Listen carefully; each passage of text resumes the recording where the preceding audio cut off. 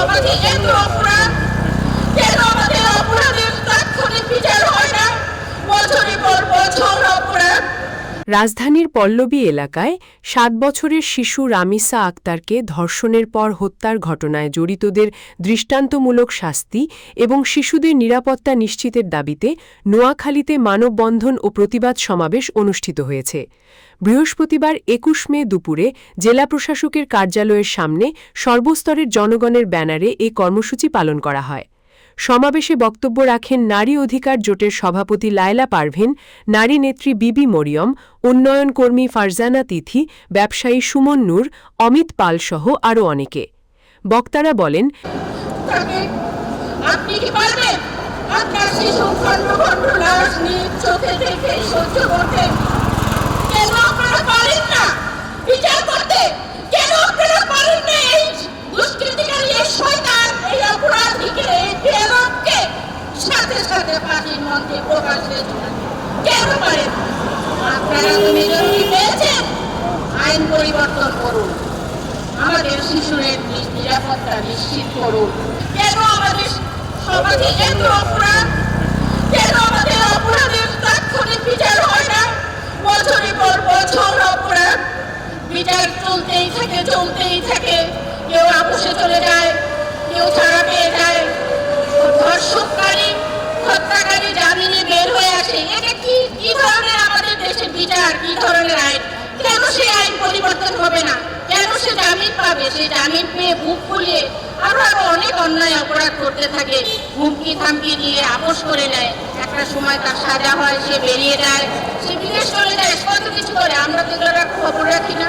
বিচারহীনতার সংস্কৃতির কারণে দেশে অপরাধ বেড়ে চলেছে। রামিসার পরিবারের হতাশা তারই প্রতিফলন। তারা অবিলম্বে ঘটনার সঙ্গে জড়িতদের গ্রেফতার করে দ্রুত বিচার ট্রাইব্যুনালের মাধ্যমে সর্বোচ্চ শাস্তি নিশ্চিত করার দাবি জানান।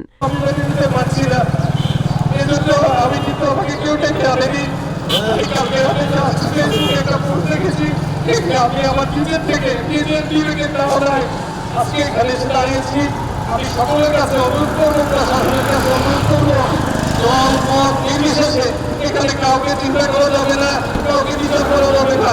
রামিসা আমার মেয়ে, রামিসা আপনার মেয়ে, রামিসা এই দেশের মেয়ে। রামিসা এই কথা চিন্তা করে রামিসার বিচারক যে হত্যা করেছে, রামিসাকে যে ধর্ষণ করেছে, সে নিজ মুখে স্বীকারোক্তি দিয়েছে যে সে ধর্ষণ করেছে, তাকে দ্রুত বিচারের আওতায় এনে এবং ৩৫ ঘন্টার মধ্যে তার কার্যকর করতে হবে। সমাবেশে বক্তারা অভিযোগ করেন, নারী ও শিশুদের প্রতি সহিংসতা উদ্বেগজনক হারে বৃদ্ধি পাচ্ছে। সামাজিক অবক্ষয়ের কারণে অপরাধীরা বারবার এমন জঘন্য অপরাধ সংগঠিত করার সাহস পাচ্ছে। তাই ঘটনার সুষ্ঠু, নিরপেক্ষ ও দ্রুত তদন্তের পাশাপাশি জড়িতদের আইনের আওতায় এনে দৃষ্টান্তমূলক শাস্তি নিশ্চিত করার দাবি জানান তারা। বাচ্চারা শুধু আমাদের না, বাচ্চারা আপনাদের সবার, যারা ওখানে দাঁড়িয়ে আমাদেরকে দেখছেন, এই আপনারা সবাই সন্তানের পিতা, সন্তানের মাতা। আজ এখানে সারা বাংলাদেশের, সারা নোয়াখালীর সর্বস্তরের জনগণ এখানে এসে দাঁড়ানোর কথা। আমাদের একটাই স্লোগান হওয়া উচিত যে আমরা ধর্ষকের মৃত্যুদণ্ড চাই। শুধু রায় না, আমরা রায় বিশ্বাসী না, আমরা কার্যত মৃত্যুদণ্ড চাই। এরপরে আমাদের কোনো রাজনৈতিক দলের না, কোনো সমাজের না, কেউ কোনো ধর্ষণ, কোনো পরিবারের সদস্য না। মানববন্ধন থেকে প্রশাসনের প্রতি আহ্বান জানিয়ে বক্তারা বলেন, নারী ও শিশুদের নিরাপত্তা নিশ্চিতে কার্যকর পদক্ষেপ গ্রহণ করতে হবে। গতকাল যে রামিসা ধর্ষণ এবং হত্যাকাণ্ডের ঘটনা ঘটল, সেখানে রামিসার বাবা যেই উক্তি করেছে যে এই রাষ্ট্র বিচার করতে পারবে না, এটা আমাদেরও মনের কথা। এই রাষ্ট্র বিচার করতে পারবে না, এই রাষ্ট্র বিচার করতে পারে না, এই রাষ্ট্র বিচার করতে চায় না।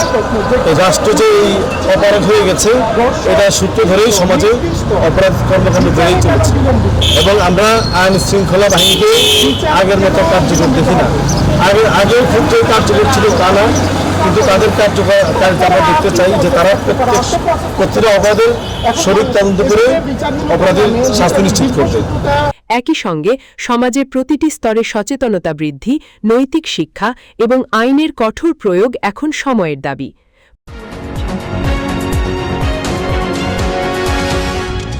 এনকে টেলিভিশন, নোয়াখালীর কথা বলে।